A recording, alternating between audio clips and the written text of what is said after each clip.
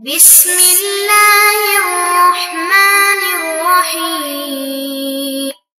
بسم اللہ الرحمن الرحیم الحمدللہ نحمده ونصلی علی رسولہ الکریم اما بعد رب اشرح لی صدری ویسر لی امری واحلل عقدۃ من لسانی یفقهوا قولی۔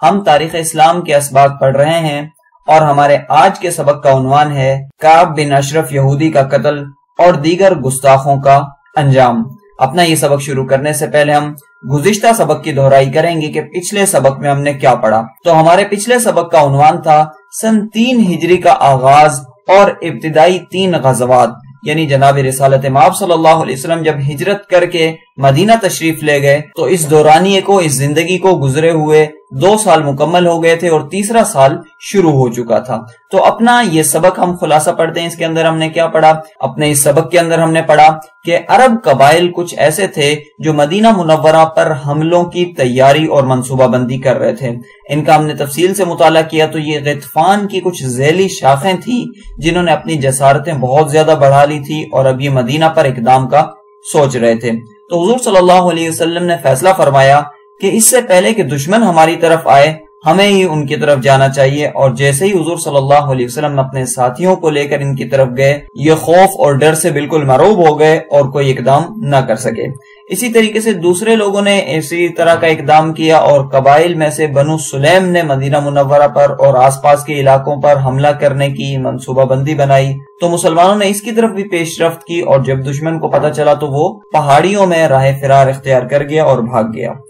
اب دوسری طرف اگر بڑے دشمن کی طرف ہم دیکھیں تو جو قریشی تھے، اہل مکہ تھے، کفار قریش تھے، وہ مسلمانوں سے جنگ کے لیے مسلسل لڑائی کرنے کے لیے تیار بیٹھے ہوئے تھے، لیکن اس کے اسباب ان کے پاس نہیں تھے۔ تو ان اسباب کو حاصل کرنے کے لیے انہوں نے ملک شام جانے کا فیصلہ کیا، لیکن اس مرتبہ انہوں نے تجارت کا ایک نیا راستہ کھولا اور عراق کے راستے سے ہوتے ہوئے شام جانے کا فیصلہ کیا۔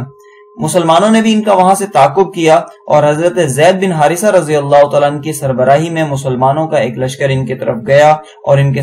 سارے سامان کو حاصل کر لیا اور ان کے سردار، سپہ سالار وغیرہ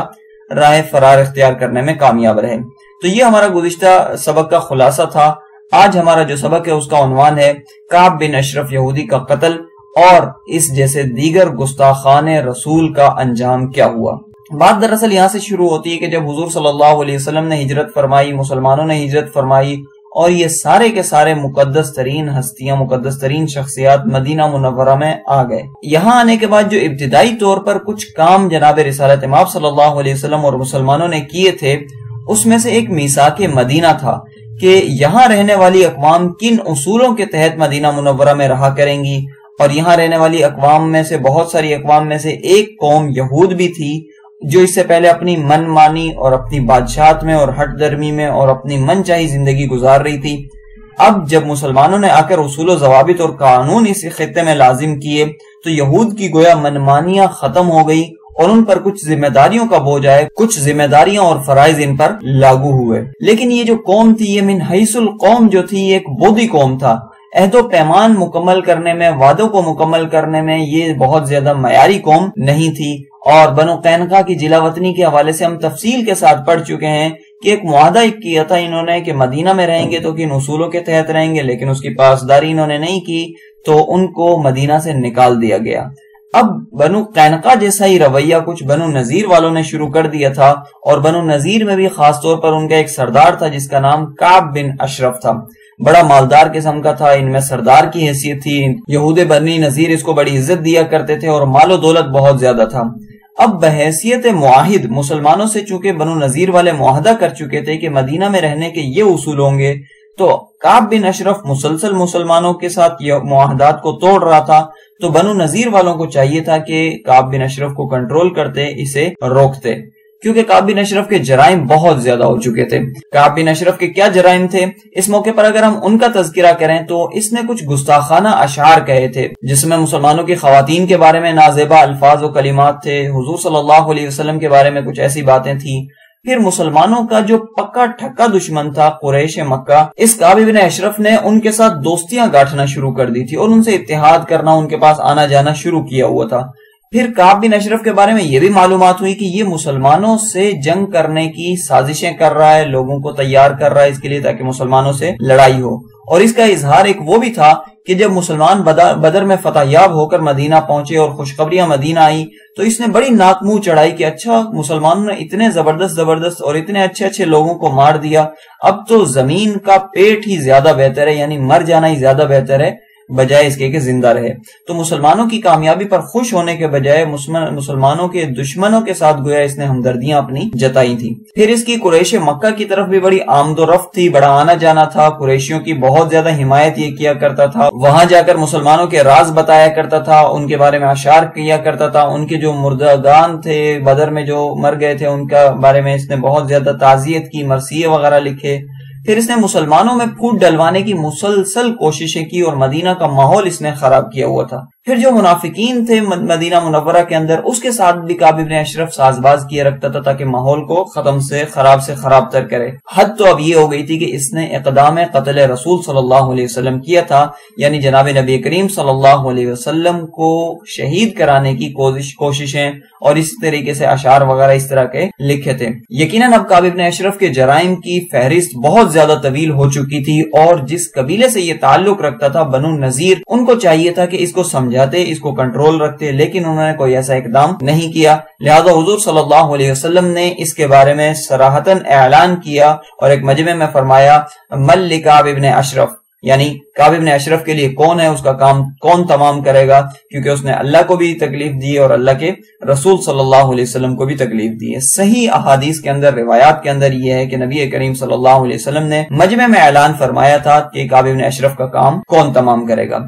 ایک اوسی صحابی تھے جن کا نام حضرت محمد ابن مسلمہ رضی اللہ تعالیٰ عنہ تھا۔ یہ فوراً سے کھڑے ہو گئے اور انہوں نے یہ چیلنج قبول کیا اور انہوں نے کہا یا رسول اللہ کیا آپ کو یہ بات اچھی لگے گی، پسند آئے گی کہ میں اس کا کام تمام کروں؟ تو نبی کریم صلی اللہ علیہ وسلم نے کہا جی بالکل ٹھیک ہے۔ تو انہوں نے حضور صلی اللہ علیہ وسلم سے اجازت مانگی کہ یقیناً اس کے پاس جانے کے لیے، اس کو مائل کرنے کے لیے مجھے کچھ باتیں کرنے کی، بنانے کی ضرورت پڑے گی، تو اس کی مجھے اجازت دے دیے۔ تو نبی کریم صلی اللہ علیہ وسلم نے اس کو اجازت بھی دی کہ کچھ ایسی باتیں بناؤ تاکہ اس کو کنٹرول پالو، اس پر اختیار حاصل کر لو۔ تو اس طور پر حضرت محمد ابن مسلمہ رضی اللہ تعالیٰ عنہ کو یہ مہم مل گئی، اور اس کے لیے محمد ابن مسلمہ تیار ہو گئے اور اپنے ساتھ اپنے ساتھیوں کا ایک قافلہ بھی انہوں نے بنا لیا۔ یہ جتنے بھی صحابہ تھے ان سب کا تعلق اوس قبیلے سے تھا، اور اوس قبیلے کی جو ذیلی شاخ تھی بنو عبد الاشہل، ان سے ان سارے کے سارے صحابہ کا تعلق تھا۔ آئیے ہم جانتے ہیں کہ یہ کون کون سے خوش نصیب صحابہ تھے جو اس عظیم مشن میں نبی علیہ الصلوۃ والسلام کی خواہش اور نبی علیہ الصلوۃ والسلام کے فرمان کو پورا کرنے کے لیے نکلے تھے۔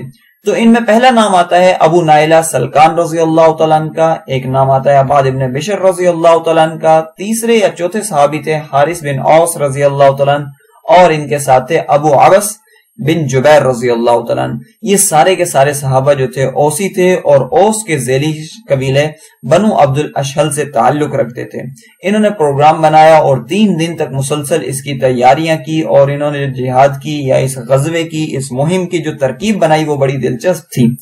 کہ 3 دن تک منصوبہ بندی کر کے یہ کعب ابن اشرف کے قبیلے یعنی بنو نذیر میں پہنچے اور کعب ابن اشرف سے ملاقات کی۔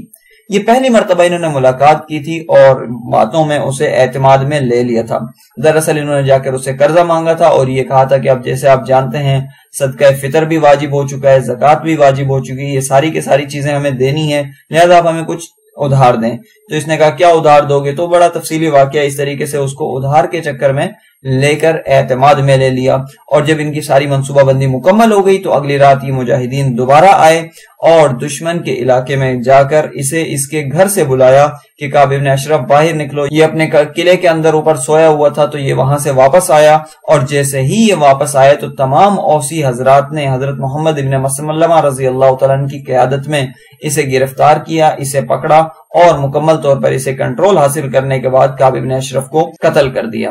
اور اس کے بعد یہ سارے کے سارے حضرات اپنی اس مہم سے فارغ ہو کے جناب رسالت مآب صلی اللہ علیہ وسلم کے پاس واپس آ گئے۔ قریشیوں نے اپنے سفیر وغیرہ بھیجے کہ یہ کیسا معاملہ کر دیا، تو نبی علیہ الصلوۃ والسلام نے کعب ابن اشرف کے وہ اشعار اور وہ حرکتیں یاد دلائی تو وہ خود بخود نادم ہو گئے اور بغلیں جھانکنے لگے اور واپس آ گئے۔ اسی طریقے سے یہی انجام دیگر گستاخوں کا ہوا۔ اس میں سے اگر ہم چند ایک کا تذکرہ کریں تو ہمیں اسما بنت مروان ایک یہودی خاتون تھی جو نظر آتی ہے۔ اس کے افعال، اس کے اعمال بھی کعب ابن اشرف جیسے ہی تھے۔ جناب نبی کریم صلی اللہ علیہ وسلم کی شان اقدس کے بارے میں اس نے گستاخی پر مشتمل کچھ اشعار لکھے تھے، حجب پر مشتمل کچھ اشعار لکھے تھے۔ پھر اس نے اپنے اشعار کے ذریعے سے ہی، اپنی باتوں کے ذریعے سے لوگوں کو اسلام سے دور کرنا شروع کر دیا تھا، متنفر کرنا شروع کر دیا تھا، اور لوگوں کو پیغمبر اسلام حضور صلی اللہ علیہ وسلم سے بھی متنفر کرتی، نفرت دلاتی، اور مسلمانوں سے بھی اس کو دور کرنا شروع کر دیا تھا اس نے۔ اس طور پر گویا اس نے پوری کی پوری ایک مہم چلائی ہوئی تھی جس پر یہ مسلسل کام کر رہی تھی۔ معاہد ہونے کے لحاظ سے اس کو ایسا کوئی اقدام نہیں کرنا چاہیے تھا، جو باتیں تھی وہ نبی کریم صلی اللہ علیہ وسلم سے کرتی یا اعلانیہ طور پر کرتی، لیکن یوں اپنوں میں رہ کر اس طرح کی افواہیں پھیلانا، اس طرح کی باتیں کرنا کسی طور پر مناسب نہیں تھا۔ ایک صحابی رسول تھے حضرت عمیر بن عدی رضی اللہ تعالیٰ عنہ، اس نے جب یہ پتا چلا کہ اسماء بنت مروان یہودیہ کی اس طرح کی حرکتیں ہیں تو اس نے ایک نظر مانی کہ میں ضرور بضرور اسماء بنت مروان یہودیہ کو قتل کروں گا۔ لیکن عجیب بات یہ کہ یہ صحابی جو تھے وہ نابینا صحابی تھے، ان کی آنکھیں نہیں تھیں، لیکن یہ اپنی تکمیل نظر کے لیے نکلے اور اسماء بنت مروان یہودیہ کے علاقے میں اس کے گھر میں گھسے اور اس کے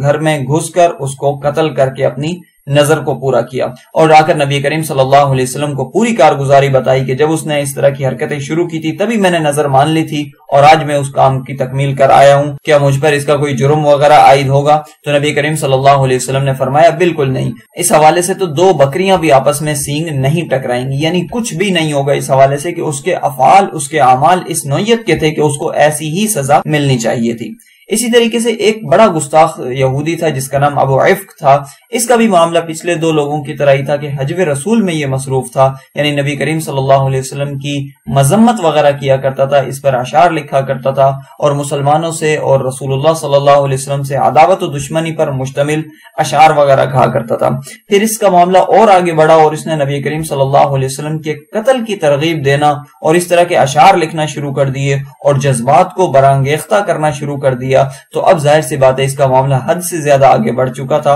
اور اب یہ ناقابل برداشت ہو گیا تھا۔ ایک مجاہد صحابی حضرت سالم بن عمیر رضی اللہ تعالیٰ نے اس کے لیے اٹھے، اس کے گھر گئے اور اس کے علاقے میں جا کر اس کو بالکل قتل کر کے مسلمانوں کو اور دیگر لوگوں کو اس کے شر سے راحت دلا دی۔ تو اسی طریقے سے اس موقع پر ایک تیسرے شخص کا ذکر یہاں پر ہم کر رہے ہیں جو اپنی بدنصیبی میں سابقہ دو جیسا ہی تھا، اس نے بھی کعب ابن اشرف جیسے ہی گویا تمام کام کر ڈالے تھے، لہذا اوسیوں کے مقابلے میں اب خزرجیوں نے اقدام کیا اور حضرت عبداللہ بن عتیق رضی اللہ تعالیٰ عنہ کے